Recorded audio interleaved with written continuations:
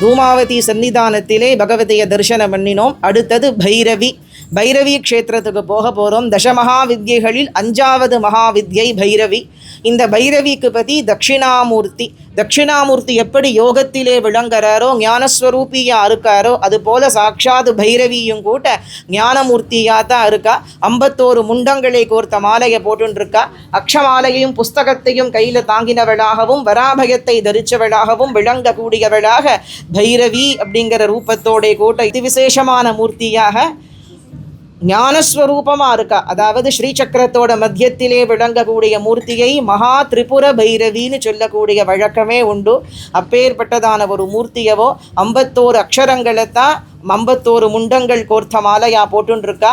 பாலா திரிபுர சுந்தரிக்கு எப்படி அக்ஷமாலையும் புஸ்தகமும் வரமும் அபயமும், அதுபோல பாலா திரிபுராக்கு எப்படி இருக்கோ அதே போல தான் பைரவி திரிபுராக்கும் அக்ஷமாலை புஸ்தகம் வரம் அபயம். திரிபுர பாலா 9 வயசு குழந்தை, திரிபுர பைரவி 16 வயதிலே விளங்கக்கூடியதான ஸ்வரூபத்திலே விளங்கக்கூடியவளாக இருப்பா. ஷோடசி கரும்பு வில்லையும் புஷ்பபானத்தையும் வச்சுருக்கா. பைரவி அக்ஷமாலையும் புஸ்தகத்தையும் ஏந்தின்றிருக்கா. 2 பேருமே சம்பூர்ண ஞானஸ்வரூபமாகவே பிரகாசிக்கக்கூடியதான மூர்த்தங்கள் தான்.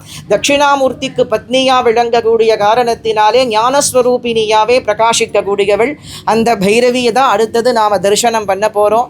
அந்த பைரவி ஒரு சமயம் இவளுடைய சரித்திரம் விஸ்தாரமான சரித்திரமானது உண்டு. என்ன ஒரு சமயம் பரமசிவன் என்ன பண்ணினாரா, அம்பாளை பார்த்து பார்வதியை பார்த்து காளி காளினே கூப்பிட்டு இருந்தாராம். காளி காளின்னு கூப்பிடும்பொழுது அம்பாளுக்கு ரொம்ப கோபமானது வந்துடுத்து. நான் காளின்னு தெரிஞ்சுதானே என்னை கல்யாணம் பண்ணின்றேள், நான் கருப்பாக இருக்கேன்னு தெரிஞ்சுதானே என்னை கல்யாணம் பண்ணின்றேள், கல்யாணம் பண்ணிக்கும் பொழுது என் கருமை நிறம் உங்களுக்கு தெரியலையா, இப்போதான் உங்களுக்கு என் கருமை நிறம் தெரிகிறதா, இனிமேல் கைலாச க்ஷேத்திரத்தில் நான் இருக்க மாட்டேன் அப்படின்னு அம்பாள் கோச்சுண்டு என்ன பண்ணிட்டா, எங்கே போனானே தெரியல. அவள் அம்பாள் எப்படின்னா மறைஞ்சுட்டா அப்படின்னா அவளை ஒத்தராலையுமே கண்டுபிடிக்க முடியாது. அவள் நினச்சா மாத்திரம்தான் அவளை தரிசனமே பண்ண முடியும். ஏன்னா இந்த க்ஷேத்திரத்துக்கு வந்திருக்கோன்னா இத்தனை பேர், இத்தனை ஆயிரக்கணக்கான மக்கள் காமாக்கியாவுக்கு வரா. எத்தனை மக்கள் தசமகா வித்யைகளை தரிசனம் பண்ணுறா? 1000ல் 10 பேர் கூட வர்றது கிடையாது. அவள் மகிமை ஒருத்தருக்குமே தெரியறது இல்லை. இங்கே தூமாவதி மகிமையோ, பைரவி மகிமையோ, ராஜராஜேஸ்வரி மகிமையோ, தாரா மகிமையோ ஜனங்களுக்கு தெரியறது இல்லை. அம்பாளை அவள் நினச்சா மட்டும்தான் அவளை போய் சேவிக்க முடியுமே தவிர அவள் நினைக்கலைன்னா அவள் சன்னிதானத்துக்கே வர முடியாது. அது மாதிரி தான் பரமேஸ்வரனாக இருந்தால் கூட அம்பாள் மறைஞ்சுட்டான்னா அவளை கண்டுபிடிக்க முடியலை. சுவாமியாலையும் கண்டுபிடிக்க முடியலை. அம்பாள் எங்கே போனா அப்படின்னே தெரியலை. அப்போது மகாதேவரும் கூட துக்கத்தோடே விளங்கின சமயத்தில் நாரத மகரிஷி வரர். பரமேஸ்வரா, லோகத்துக்கெல்லாம் தெய்வம் நீங்கள் தான், உங்களுக்கு மேலே தெய்வம் இல்லை, நீங்களே ஏதோ துக்கத்தோடு விளங்குறது போல தெரியறதே, உங்களுக்கு என்ன சிந்தாகுலம் சொல்லுங்கோங்கும் பொழுது ஒன்றுமில்லே, நான் பார்வதியை விளையாட்டா காளி காளின்னு கூப்பிட்டேன். அந்த காரணத்தினால அவள் கோச்சுண்டு எங்கேயோ போயிட்டா. அவள் எங்கே போயிட்டாங்கிறத என்னால் கண்டுபிடிக்க முடியலை. அவள் இல்லாததுனால இந்த இடமே மங்களகரமாகவே இல்லை, இந்த இடமே மங்களத்தோடு இல்லை, என்ன பண்ணுறதுன்னு தெரியலையேன்னு மகாதேவர் நாரத மகரிஷி கிட்ட சொன்னாராம். நாரத சொல்லர், மகாதேவா கவலைப்படாதீர்கள், கண்டிப்பாக உங்களையும் அம்பிகையும் சேர்த்து வைக்க வேண்டியது என் பொறுப்புன்னு. எப்படி ஆஞ்சநேயர் ராமரையும் சீதையையும் சேர்த்து வச்சாரோ அதே மாதிரி நீங்கள் கவலைப்படாதீர்கள், தட்சிணாமூர்த்தியான உங்களையும் உங்கள் பத்னியாக விளங்கக்கூடிய தேவியையும் சேர்த்து வைக்க வேண்டியது என் பொறுப்புன்னு சொல்லி எல்லா இடங்கள்லையும் நாரதரும் தேடுறார். ஒரு இடத்துலையும் கண்டுபிடிக்க முடியலை அம்பாளை.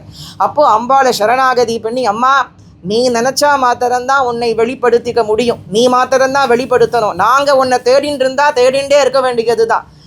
நம்ம பிரயத்தனத்தினால் ஆற விஷயம் ஒன்றுமே கிடையாது. அதை ஜனங்கள் புரிஞ்சுக்க வேண்டியது என்னென்னா, நம்ம ஒரு காரியம் பண்ணுறோம், ஒரு காரியம் ஜெயமாச்சுன்னா ஆஹா நான் அந்த காரியத்தை பண்ணினேங்கிறோம். நம்ம பிரயத்தனத்தினால ஜெயமாகிற காரியம் ஒன்றுமே இல்லை. தெய்வ பலம் சேர்ந்திருந்தால் மட்டும்தான் எந்த காரியமுமே ஜெயமாகும். அப்படி நாரதர் என்ன பண்ணினார், நான் என்னால் தேடி கண்டுபிடிக்க முடியும்னு போனார், கண்டுபிடிக்க முடியலை. அப்போது அம்பாளை சரணாகதி பண்ணினார். தான் எங்கே இருக்கேங்கிறத தேவி காண்பிச்சு கொடுத்தா. மேரு பர்வதத்திலே பரமேஸ்வரி விளங்கினான்.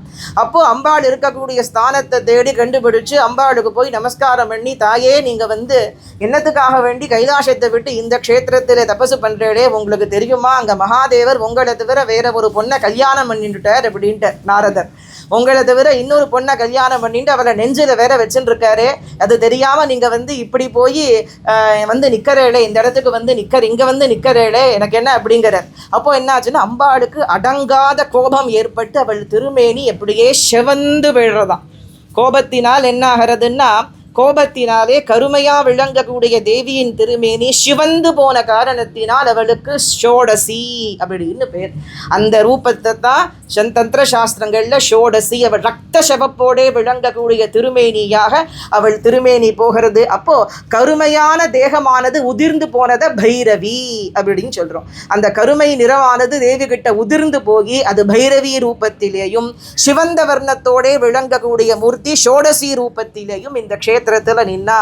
அப்போ அம்பாள் கோபத்தோட போராடலாம் பரமசிவனை பார்க்க. நான் போன உடனே இன்னொரு கல்யாணம் பண்ணினுட்டேளா அப்படின்னு பரமசிவனை பார்க்க கேட்கறதுக்காக கோபத்தோட போய் சுவாமிக்கு முன்னாடி நிற்கிறான். அப்போ கேட்குறான், நான் இல்லைங்கிறதுனால நான் போன உடனே இன்னொரு கல்யாணம் பண்ணிட்டு இருக்கேடே, இது நியாயமா நீங்க பண்ணுறது? அப்போ உன் ஹிருதயத்தில் இருக்கிற பெண்ணை பார்த்துட்டு தானே நீ சொல்றேன், உன் ஹிருதயத்தில் யார் இருக்காங்கிறத நன்னா பாருன்னேரா சுவாமி. நீ ஹிருதயத்தில் ஒரு பொண்ணு இருக்கான்னு பார்த்துட்டு அந்த பொண்ணு வேற யாரும் நினச்சிட்டு இருக்கு, என் ஹிருதயத்தில் இருக்கிறத யாருன்னு பாருன்னா எந்த ரூபம் வெளியில் நிற்கிறதோ அந்த ரூபந்தான் பரமசிவன் ஹிருதயத்திலே விளங்குறது. அந்த ரூபத்தை தான் சுவாமி ஆராதனையும் பண்ணுறார். அப்போது எந்த ஷோடசி பைரவிக்குள்ள இருந்தாலோ அந்த ஷோடசையத்தான் சதா பரமேஸ்வரன் உபாசிக்கிறார் எனும்படியாக அந்த வெளிப்பட்ட ஷோடசி ரூபமானது பரமசிவன் சந்நிதியிலே விளங்க பைரவியானவள் நிஷும்பனையும் சும்பனையும் சண்டனையும் முண்டனையும் தூம்ரலோஜனையும் ரத்த பீஜனையும் சம்ஹாரம் பண்ணினான்னு சரித்திரங்கள் சொல்லுறது. அப்பேற்பட்டவள் பைரவி. பைரவிக்கு பற்றி தட்சிணாமூர்த்தி ஆனந்த பைரவி, அப்படி சைத்தன்ய பைரவி, சம்பத் பிரதா பைரவி, ஆனந்த பைரவின்னு அநேக வடிவங்கள் அவளுக்கு உண்டு. அந்த பைரவியினுடைய ஸ்வரூபத்தை தான் தரிசனம் பண்ண போகிறோம். ராஜராஜேஸ்வரி சாக்ஷாத் காமாக்கியா தான்.